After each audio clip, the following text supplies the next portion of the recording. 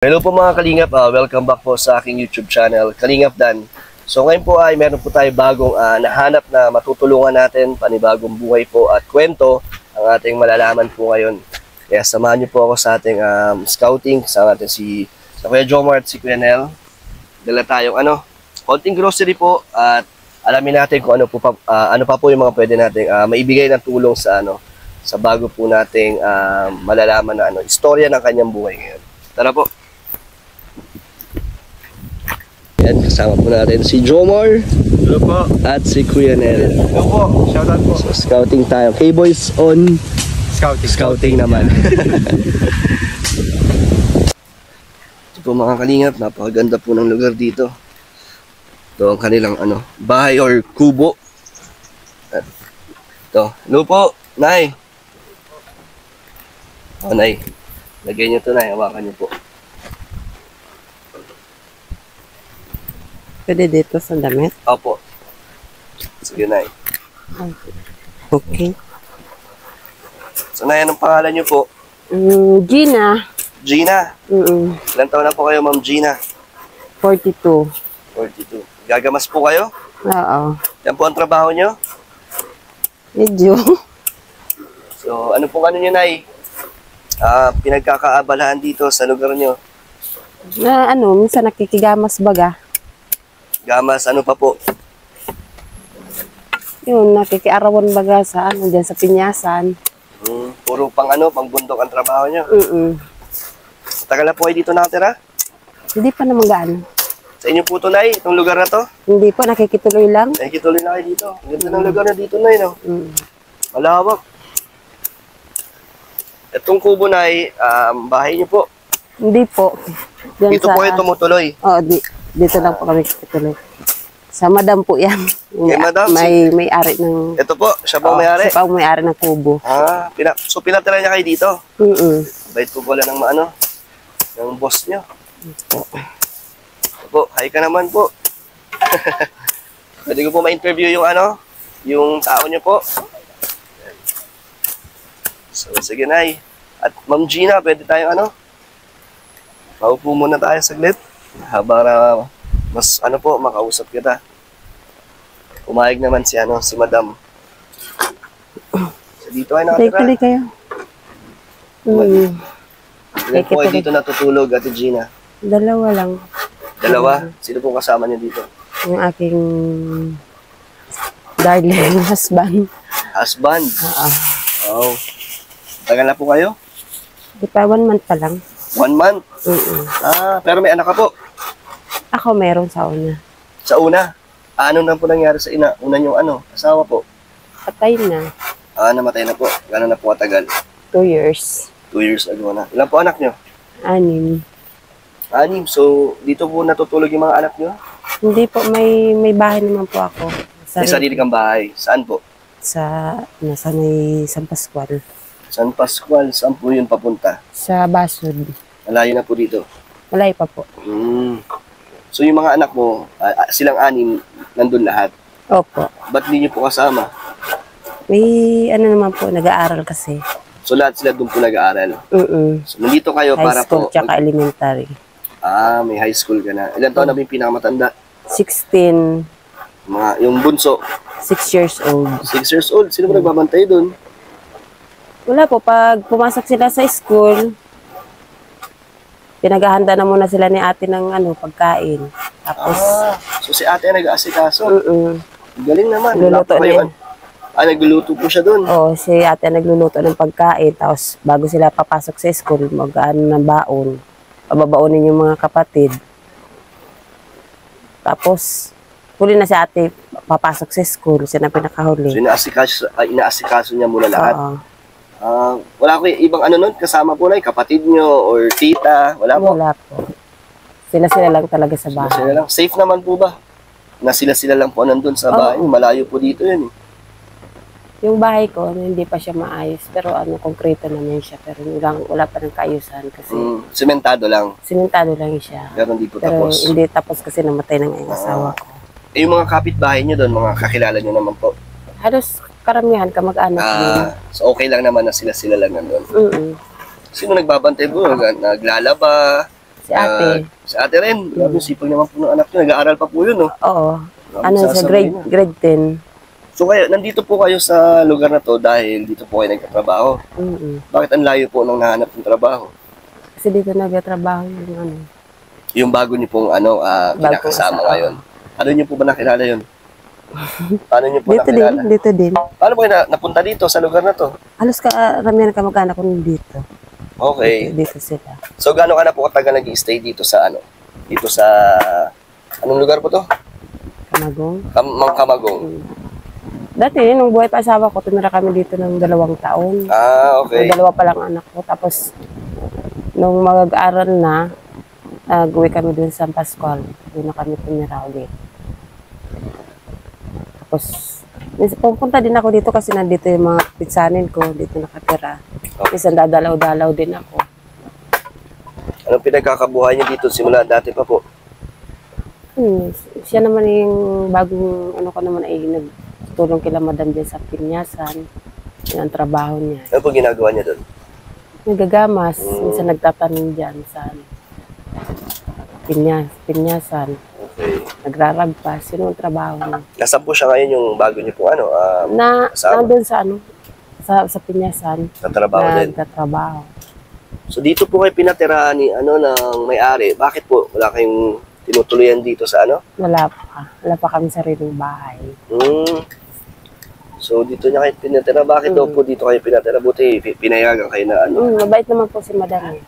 Ay, wala pa kami bahay. Pwede naman kayo dito titira. Sakto lang sa inyong dalawa tunay, no? Kubo lang kasi siya, pero maayos naman at presko dito. Paano yun? May kuryente po dito? Wala. Walang kuryente. Ano lang. Iba dilim dito pag gabi. Ano lang, yung cellphone na yung dikipad. Flashlight lang? Flashlight. Ano. Saan kayo nagluluto dito, Nay? Dito. Uling lang. Hindi, kahoy. Ito. Kahoy lang siya. Ang nyo, Nay, CR, saan? Saan po kayo dito naliligo? Doon, may bombahan naman dyan. May bombahan. Dito? Medyo layo, doon. Diyan sa may manggang malaki, meron dyan bombahan. May, paano bombahan? Poso? May poso doon. Doon na rin kayo naliligo at naglalaba. May ilog yata doon, wala? Wala. Wala. Yung dibomba lang. Kamusta naman dito, Nay? Tahimik dito, no? Ganda Sarap po. matulog pag hanggang tahimik. Hangin nga. Paano pag may bagyo? Hindi naman po Wala. delikado. Hindi naman yata. Kasi mga naman natin. Hindi naman pinapasok sa loob. Hindi naman. Paano po ang mga panggastos niyo dyan, lalo sa mga anak niyo? Sino pong nagbibigay? Yung ko, siya nagbibigay ng panggastos. Ah, Pagdating ng Sabado ng hapon o kay Linggo ng umaga, nauwi kami. umuwi kayo doon. Pinupunta namin yung mga bata. Tapos nabalik din kami ng Lunes ng umaga o kaya Linggo ng hapon, nabalik din kami agad kasi Balik may trabaho dito. siya.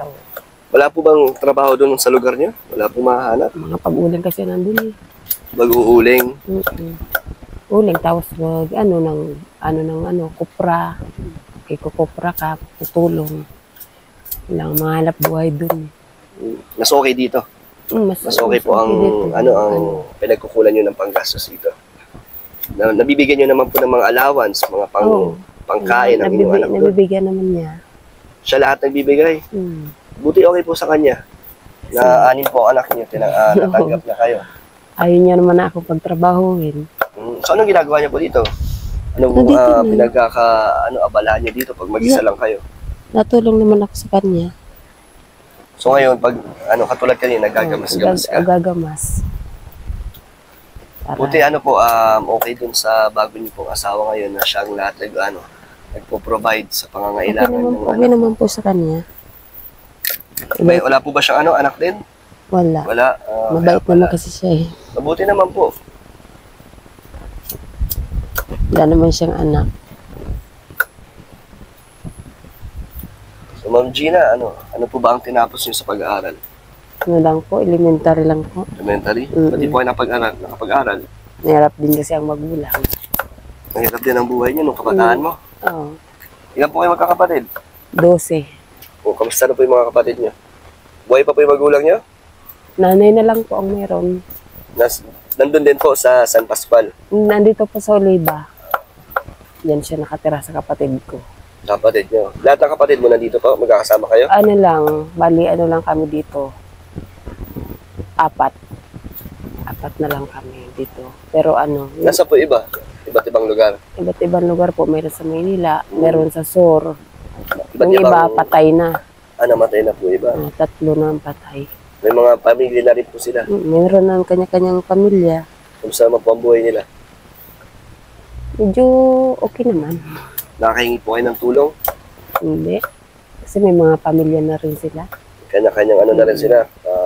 Pinagagastusan. Kanya-kanyang buhay. Buhay na. E ngayon, ano po ang masasabi nyo sa katayuan nyo ngayon? Okay lang po. Nakakaraos naman. Kahit paano. Buti nakakapag-aral po yung 6 nyong anak. Sawa naman po ng Diyos. So lahat po yun ay tulong po ng inyong asawa ngayon. May mga binabayaran po ba kayo sa school o wala naman? Meron naman kasi tatlo sa high school, tapos 3 elementary. May mga oras din po ba na nagigipit po kayo? Oo. Walang-wala talaga? Minsan, walang-wala. Ano pong ginagawa niyo pag dumating yung ganong oras na kailangan nyo ng pera para sa Minsan kanila? naman po, nakakahingi ng tulong din sa mga kapatid ng dating asawa ko, yung namayapa na. Minsan pag nahingi ako sa kanila, napadala naman. Bibigay naman, pero hindi po lagi. Hindi po lagi. Siyempre, nakakahiya naman. Okay lang po din sa kanila na na may bago po kayong ngayon na kinakasama. Nagpaalam mo na ako. Paalam ka naman. Okay man na sa kanila. Ano sasabi niyo ngayon ay sa bago niyo po asawa na talagang nandyan siya para suportahan ang inyong mga anak? Mabait naman po. Tsaka kasundo naman ng mga anak ko. Nakilala na rin po. Napunta kami doon. Kasundo siya ng mga anak ko. Lahat ng mga anak ko kasundo siya. So malaking bagay na rin po na talagang siyang sumasagot sa gastusin mga pangangailangan niyo. Opo. Bakit daw ayaw ka na po niya pagtrabahuin? Para may dagdag. Ano po? Sabi niya, wag na daw ako mamasukan kasi makapagpahinga-pahinga naman. 2 taon, straight, magtrabaho ako. Ano po dati yung ginagawa? Namasukan po ako kasambahay sa daig. Sa diet? 2 taon po yun. Kamusta naman ang niyo? Pamamasukan bilang kasambahay? Okay naman po. Lahat naman napasukan ko, lahat mabait sa akin. Ano pong ginagawa niyo nun sa dati yung trabaho? Lalaba po. Lalaba. Nagbabantay ng matanda. Amo ko kasi dati matanda na. Mabait naman. Lalaba, plancha, ano naman gawa. Naglinis Tapos, ng bahay. Natigil ka po dun. Umalis ka po. Hindi, paalam naman ako sa kanila. Ayaw pa nga ako payagan. Ba't po kayo umalis dun? Sabi ko, mag-aasawa na ako. Yun yung bago niyo po ngayon. So nagkatrabaho na po kayo doon nung nakilala niyo po siya. Oo. Tapos yung asawa niyo ngayon, siya nagsabing tumigil na kayo. Stay in ka po doon, no? Stay in po. Nauwi lang po ako, tuwing Sabado. Tapos, linggo ng hapon, balik din po. Siguro isa rin sa dahilan na kaya pinatigil kayo kasi para may oras ka sa kanya, no? Kasi buong linggo rin kasi nandun kayo. So tuwing kailan lang kayo nakikita nung nagkatrabaho pa po kayo? Minsan lang sa Sambuan. Mamadalang lang. Oo, kasi dito naman siya, tapos doon naman sa Pascual ako. So ngayon, bihira ka magkita. So ngayon medyo bago-bago pa lang na wala ka po trabaho. Gano'n na po katagal? Gano'n na. 3 weeks na. 3 weeks pa lang. Buti sanay ka na po ng ng medyo wala nang ginagawa. Hindi nga. Siyempre nasanay po kayo na maraming di ba, linis-linis. May trabaho. May trabaho. Ngayon, medyo nag-a-adjust. Nag-a-adjust. Iba kasi pag sanay ka sa trabaho ay. Gina, namimiss niyo yung mga anak niyo? Madalas? Oo, simple naman po. So, talagang weekend lang talaga nagkikita. Pero kung may pagkakataon na magsama-sama kayo sa isang bahay na araw-araw, silang nakakasama, gusto mo yun? Siyempre naman po. Kaso, siyempre ang trabaho naman po, nandito, medyo malayo. Kung doon naman kami titira, Nahihirapan ko nahihirapan siya sa pagbabiyahe. tuwing hapon siya mauwi, medyo mahirap. Ang sabi ng mga anak niyo po na magkahiwalay kayo? Okay naman po sa kanila, payag naman sila. Basta yung bibisitahin lang sila tuwing weekend. Nakakapag-usap po kayo sa cellphone pag nandito? Wala nga po Kamusta niyo po wala sila? akong cellphone ngayon. So paano niyo po sila na-update? Or Napunta na lang po kami. pag pumupunta ka lang? Wala kasi akong cellphone ngayon eh. Wala po yung cellphone? Sira na yung cellphone ko. Paano po may kung sakali may emergency po, paano nila kayo natatawagan? Or Minsan na-chat yung sa pinsan ko, sa pamangkin ko, sinasabi sa akin. Wala kasi akong cellphone ngayon na nabasag na kasi yung LCD. Wala na. Hirap din po pala yung sitwasyon nyo na wala kayong komunikasyon ng mga anak mo. Ngayon wala. Hindi naman mahirap po sa inyo. Hindi ko nalalaman kung ano nangyayari. Opo, hindi naman nag-aalala na Buti pa natin. Medyo nag-aalala naman kasi siyempre di naman wawala yung sa isang magulang mag-aalala. Opo. Wala namang gagawa. Walang cellphone ngayon. Lalo na kayo, magpapasko na po. Doon kayo magpapasko? Opo, mauwi po kami baka ngayon darating Sabado. Mauwi kami doon. Anong wish nyo ngayong Pasko na Sana, sama-sama yung mga anak ko. Sama-sama kami. Nasisipag naman po yung mga anak nyo. Nagsisikap naman. Oo. Nakapagtapos. Masipag naman mag-aaral. So hanggat nakakapag-aral sila, tuloy-tuloy lang po. May mga pangarap sila na marating sa buhay. Opo. Ano ba pangarap mo sa mga anak mo na Siyempre makapagtapos sila. Magkaroon ng maayos na buhay. Ayos ang buhay nila. Sa inyo na, anong pangarap mo? Ano ang gusto mong marating? Simple lang. Karoon sariling bahay dito. Tsaka kahit small business. Anong negosyo ang naisip niyo po? Anong alam niyo na Kahit mo magtinda-tinda dyan ng mga gulay, okay na yun. Gulay? Dito o doon sa lugar niyo, sa anak niyo? Sana doon sa anak mo? Oo. Para magkakasama na kayo, no? So kung mabibigyan ka po ng puhunan para magsimula, gagawin niyo? Oo. Paano yung asawa niyo po dito, na dito nagkatrabaho? Hindi naman siya dito. Weekend na lang siyang mauwi. Papayag siya na hindi na kayo magkasama dito? Ayag naman yun. Naintindihan naman niya? Siya na lang mapunta. Sabi ko nga sa kanya, sabi niya sa akin, sana magkaroon ako ng pagkakaabalan sa bahay, kahit tinda-tindahan.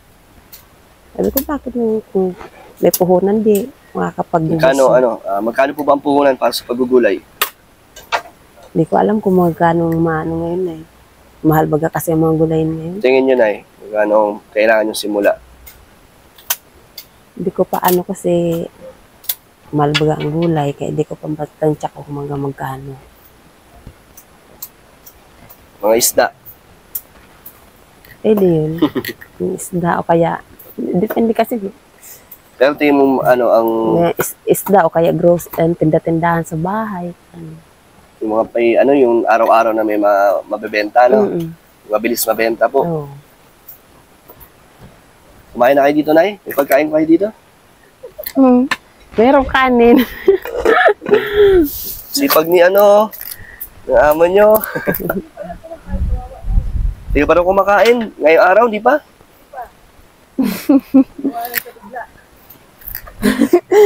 Punta kasi sa trabaho, di pa bumabalik. Ano oras pa po kayo kakain yan? Di, meron namang kanin. Gabihan na. Anong ulam yun dyan, Nay? Wala. Kanin lang. Kanin lang meron. May dala po ako dito. Si Madam. Bigyan ko yan ng Nasa lubong kasi si Sir siguro. Wala pa lang ulam yan. Ngayon nyo lang po alam na hindi pa kumakain. Oo. Ano pong ginagawa nyo? Madam? Nalagyan ko ng bakod yung ulo. Bait nyo naman po, pinatira nyo na, tapos nilalagyan nyo pa po ng bakod. For safety, safety purpose. Sabi, ano po yan, doble po ang blessings na babalik sa inyo niyan. So hanggang kailan po sila titira dito? Hanggat gusto nila. Hanggat gusto. Si Ma'am. Ate Gina, Wow. ano ka dyan?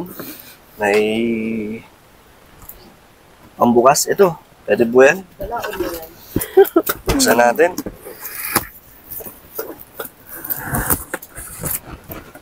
Ito, sakto, hindi pa po kumakain. Si Ate Gina. Wow. Oh, Ate Gina. May bigas pa kayo. Oh, may itlog. Wow, Buwang ano. thank you. Grocery natin. 5 kilong bigas. Oh, pang merienda. Ito, mga kape.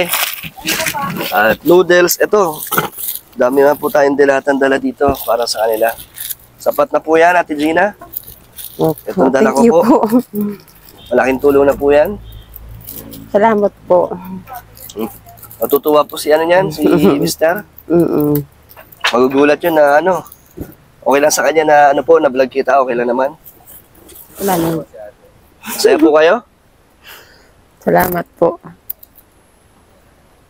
Yan, mula po yan sa ating YouTube channel, sa mga supporters na nanonood sa atin.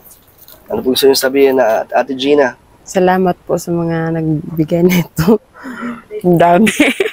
Dami po.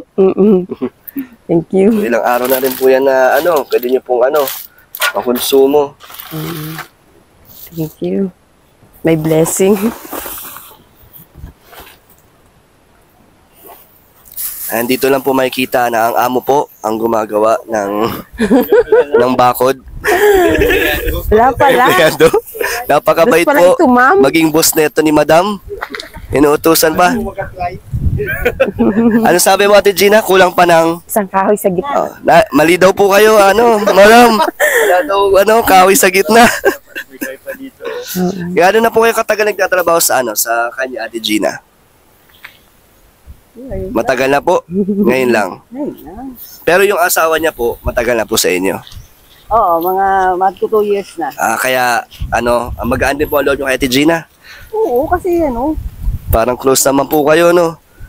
Parang ang daling... Isang linggo. ang linggo pa lang nga kami nagkaano niyan. Pangalawang kita namin ngayon. Ano po ang masasabi? Pangalawang kita pa lang. Mabait naman yan si ma'am. Ano ang masasabi mo, Ate Gina, kay ano, kay Madam? Mabait po yan. Halatang mabait naman si ano si Madam eh. Ikaw po, ano po masasabi niyo kay Ate Gina? Ayusin lang nila ang buhay nila. Ano po may ipapayo niyo? Magpakasal sila. Di po ba kayo kasal, Ate Gina? Hindi. Ito lang nga, naghahalin mo. Para nga po sila sa honeymoon, no? Tinan po yung ano, Kaya nalalagyan ko ng bakod. para hindi sila, ano, masilip. Grabe. Masarap mamasukan pag ganito yung amo, no? Ako ni Ate Gina. Galing. Tapos sobrang sipag pa ako. Na makakita ng ganyan na amo, di ba? Ate Gina, tama ba yung ginagawa? Yung pako, tama? Oo. Laging mali yung amo lumali. Ate Gina, kami po ay tutuloy na. Anong gusto mong sabihin sa mga makakapanood sa'yo? Ano ang gusto mong sabihin sa bisita namin sa inyo? Salamat po sa pagbisita dito sa amin. Maraming salamat po sa mga sponsor na nagbigay nitong konting tulong. Hindi, wala pa pong sponsor. Baka sa susunod. Baka meron. sige po. Sa mga kapanood. Hindi, pag may dumating naman pong blessings po is makakarating po yun para sa inyo. Ngayon po, masaya naman po kayo sa akin dala para sa inyo. Opo, malaking tulong na ito sa amin. Natutuwa naman si Mr. no?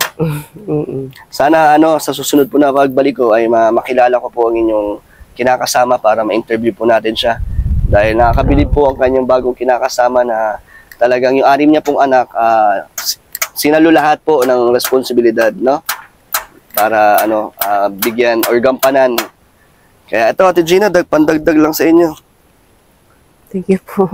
Meron pa. Kaya, ayun, salamat po sa mga nanonood, sa mga viewers po natin, sa mga walang sawang sumusuporta. Thank you po kay Jomar at kay Kuya Nel.